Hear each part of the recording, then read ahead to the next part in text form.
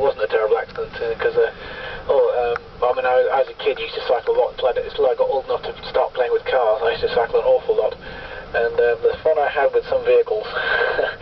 Mind you, I was clocked by a police car regularly going down the hill at 45 miles an hour until they had a word with me, where I then tried to crack 50. 2E0TYC M0AKB mobile. Yeah, I had a speedo on my bike when I was a child, and like an odometer as well. And he used to tell me how fast I was going, and I used to go down Wood Lane at Stannington at over 40 miles an hour. And probably wasn't such a good idea, because if someone had pulled out of a driveway or a junction, there's no way you can stop a push bike on those little piddling brakes that they have on them in time. But I think we've all done it. M0AKB mobile.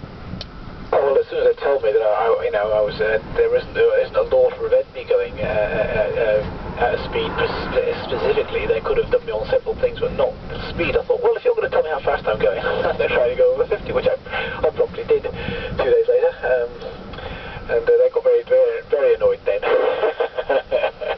So I had to find another way for a while, because they warned me next time. Yeah, you'd be in serious trouble. But I think we've all done it. Thankfully, you know, I've been quite well behaved since then, which some people would find hard to believe, of course. No, I loved it. I actually did. I was delighted. Well, it basically got I got into speed through my bike. I then had a quick go with motorcycles. But I must admit, I don't want to go too much into my history, but 11 years of age, I was one of those people. Unfortunately, was in a children's home where at the times when the people used to walk around and pick the child like you would a piece of shopping. You know, they'd go off and be interviewed and stuff. Now, I used to hate it. I was a solid little kid anyway. I was trying to escape all the time, so they used to go try and find me and lock me in, and I had to get out somehow. But this day, I was getting over from being treated for child leukemia, so I didn't have much energy. This day I was sat in a corner, just had a fight with somebody, which was either I was stationary or fighting at that stage of my life, and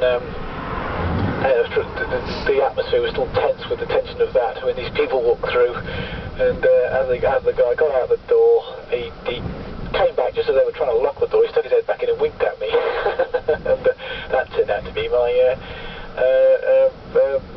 sort of foster father, and realistically my father. He took this kid who couldn't read and couldn't write, and got him and my foster mother, Joan, got me from not reading and writing at 11 to being first class degree at 21, so that wasn't bad going. But anyway, I can't believe this was going.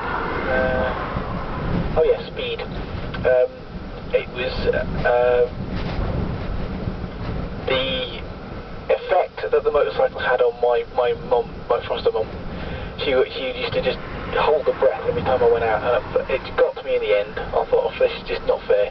So my father-in-law found me a car, and actually I built a car from the age of 14, but that was his. It was his lowest, his Caterham 7.